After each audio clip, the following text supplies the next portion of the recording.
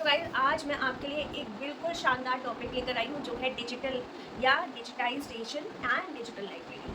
तो digitisation and digital library की सबसे बेसिक डेफिनेशन आप लोगों को पता ही होगी, नहीं पता होगी तो आज मैं आपको बताने जा रही हूँ। स्टार्टिंग से लेकर एंड तक लाइब्रेरी के अंदर डिजिटाइजेशन का क्या यूज़ है वो सब मैं आपको बताऊँगी, तो इसके लिए आपको मेरी वीडियो को पूरा देखना है। सो डिजिटाइजेशन क्या होता है? बेसिकली जो भी हमारे हार्ड कॉपीज़ होती है, जब हम उन्हें सॉफ्ट कॉपीज़ में ट्रांसफ़र करते हैं, किसी भी रिटन फॉर्म को हम जब डिजिटलाइज कन्वर्ट करते हैं, ठीक है, किसी मशीन के थ्रू कन्वर्ट करते हैं, दैट इज़ कॉल्ड डिजिटाइजेशन।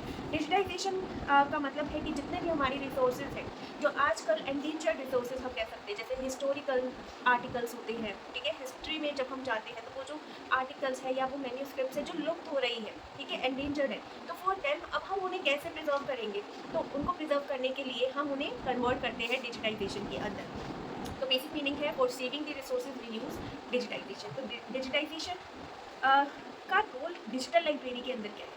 आप सबको पता है कि in the library we store vast number of books, vast number of bibliographies, ठीक है। लेकिन जब ये वास्ट नंबर ऑफ बिब्लियोग्राफीज को हम डिजिटल फॉर्मेट में स्टोर करते हैं उसे हम डिजिटल लाइब्रेरी कहते हैं। वो फॉर्मेट जिसके थ्रू आप घर बैठे ही ऑनलाइन ही सर्च कर सकते हो कोई भी इंफॉर्मेशन। आपको उसके लिए किसी लाइब्रेरी में जाने की ज़रूरत नहीं है, घंटों लाइब्रेरी में खड़े होकर उस चीज़ को ढूंढने की ज़रूरत नहीं है। आपके लिए डिजिटाइजेशन या डिजिटल लाइब्रेरी ये चीज़ों को आसान कर देता है, बहुत ईजी कर देता है।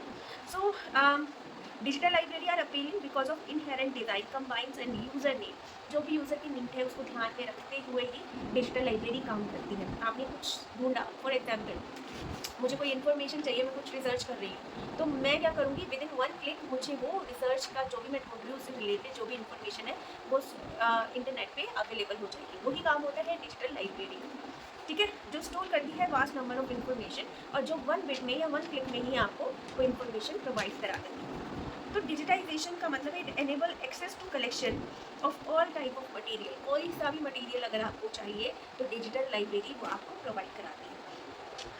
It preserve and ensure library resources, जैसे हमारे हिस्ट्री के मैन्यूस्क्रिप्ट्स हैं जो हाथ से लिखे हुए हैं, ठीक है, उनको प्रिजर्व करने के लिए क्या है, अब हमारी जो बुक्स है बहुत टाइम तक अगर आप रखते हो तो उनके प्रिंट या तो गायब हो जाते हैं या बारिश की वजह से ख़राब हो जाते हैं, बुक्स चिपक जाती हैं, या फिर वो उनके पेजेस पेल येलो हो जाते हैं, क्रम्स हो जाते हैं, फटने लग जाते हैं, स्पाइन निकल जाती है। ये सब प्रॉब्लम का सोल्यूशन क्या है? Digital library. So I hope आपको डिजिटाइजेशन या डिजिटल लाइब्रेरी का रोल पता चल गया होगा।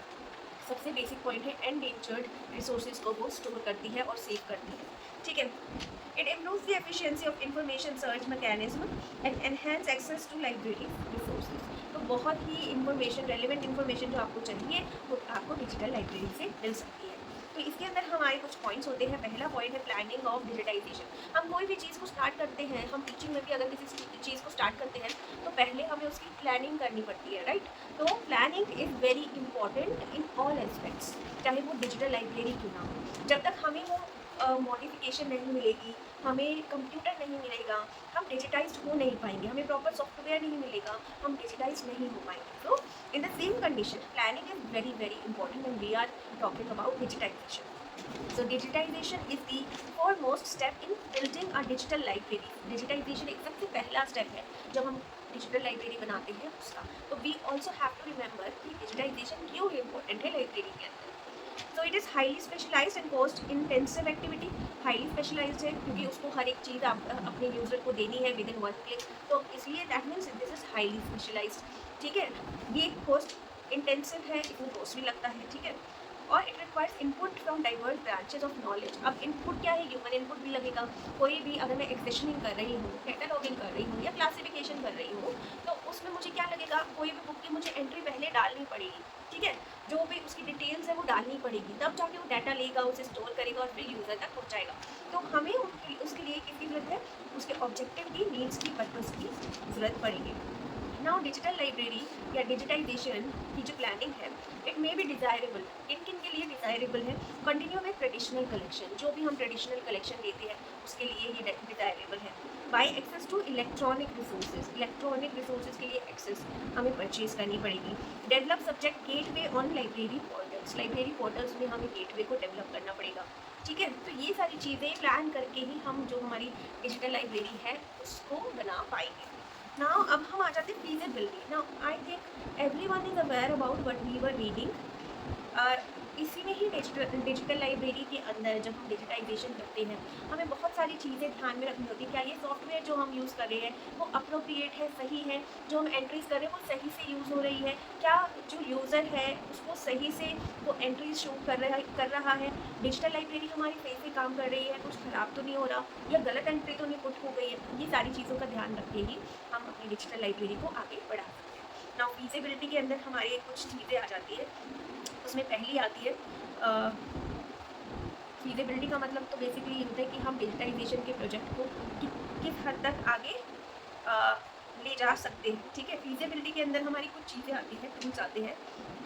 वो टूल्स क्या है, हमें किन किन चीज़ों पे, उसकी नीड्स पे हमें ध्यान देना चाहिए, हम इस पर बात करते हैं। सो पहला है मैनेजरियल प्लानिंग। मैनेजरियल प्लानिंग का मतलब होता है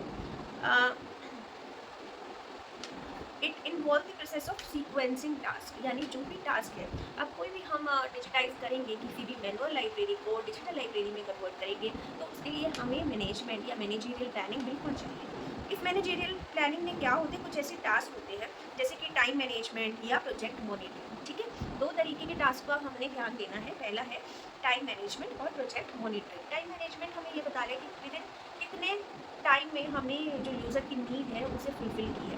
अगर यूज़र ने ये रिसर्च बोला है तो हमने कितने टाइम में उसको वो रिसर्च का प्रोजेक्ट जो है वो दे दिया है, ऑनलाइन वो देख लिया है उसने और वो सेटिस्फाइड है।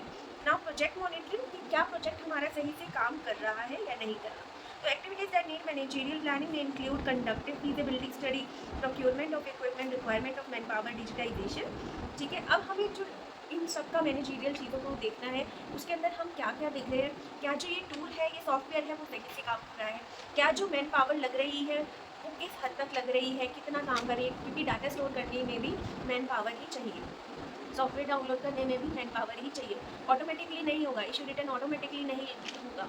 अगर स्टूडेंट डिजिटली इशू करा रहा है या डिजिटली रिटर्न करा रहा है यूज़र, तो वो हमारा सही से प्रोसीजर हो रहा है या नहीं हो रहा, वो भी मैनेजरियल प्लानिंग का पार्ट है। तो इसके अंदर हमारे कुछ आ जाते हैं IPR and right management issues, ये भी हमने इसमें ध्यान में रखना है। नाउ आता है हार्डवेयर एंड सॉफ्टवेयर प्लानिंग। जब हम मैनेजरियल प्लानिंग पे आ गए, हमने ह्यूमन्स रख लिए, ठीक है, हमने डिजिटल लाइब्रेरी के लिए टूल्स रख लिए, सर्कुलेशन, कैटलॉगिंग, इनकी कॉन्फ़िगरेशन रख ली। अब इसके बाद में हमारा आता है कि choose selection of hardware and software. Now requirement of hardware and software for the server and network components may be worked out with their financial implication and network output. Now hardware and software उसकी financial need पे focus करता है ना। अगर hardware हम ऐसा ले रहे हैं जो ऑपरेशनली नहीं है, सॉफ्टवेयर उसको मतलब कमिट ही नहीं कर रहा, उसकी फेवर में ही नहीं है सॉफ्टवेयर, तो there is no use of using the library software. तो हमें राइट हार्डवेयर और राइट सॉफ्टवेयर लेना होगा, तो ये प्लानिंग बहुत ज़्यादा ज़रूरी होती है। नाउ डिजिटल ऑब्जेक्ट में digital collection typically required descriptive, यानी कीवर्ड्स हो गए, डिस्क्रिप्शंस हो गई, हमें ये सारी चीज़ों का ध्यान रखना है जब भी हम इशू कर रहे हैं। एक्सेशन नंबर में बेसिकली हमारे जो आते हैं नंबर्स आते हैं, तो हमें ये सारी चीज़ें ध्यान में रखनी है जब भी हम प्रिपेयर कर रहे हैं डिजिटल लाइब्रेरी के लिए या डिजिटाइजेशन के लिए। नाउ आती है ह्यूमन रिसोर्स प्लानिंग। जब हमारा हार्डवेयर सॉफ्टवेयर प्लान हो गया, हमारा मैनेजरियल थिंग्स प्लान हो गई, अब हमें चाहिए ह्यूमन रिसोर्स प्लानिंग, क्योंकि जो भी एंट्री होगी, डाटा स्टोरेज होगी, वो कौन करेगा, ह्यूमन ही करेगा। तो हमें उसके लिए प्रॉपर स्टाफ चाहिए, कितने टाइम में वो स्टाफ उसको यूज़ कर रहा है, ऑपरेट कर रहा है, that is also very important. हमें चाहिए ट्रेन स्टाफ, अगर न्यू स्टाफ अपॉइंट करें तो उनको पहले ट्रेनिंग दी जाए कि कैसे इसको डिजिटली यूज़ करना है। तो these all things are very very important. And the last one is financial planning. Finance हमारा जो है, क्योंकि फाइनेंस हमारा सबसे क्रूशियल रोल प्ले करता है, तो कोस्ट माइग्रेशन जो है वो बहुत ज़रूरी है एक कंप्यूटर होस्टिंग के लिए। तो होस्टिंग सर्विस के लिए हमें उसी होस्ट का ध्यान ज़रूर रखना है। तो आज के लिए यहीं पे वीडियो हम एंड करते हैं और नेक्स्ट क्लास में मिलते हैं। अगर आपको ये वीडियो अच्छी लगी तो मुझे बताना, हम नेक्स्ट क्लास में कवर करेंगे purchase of hardware software digitization के अंदर।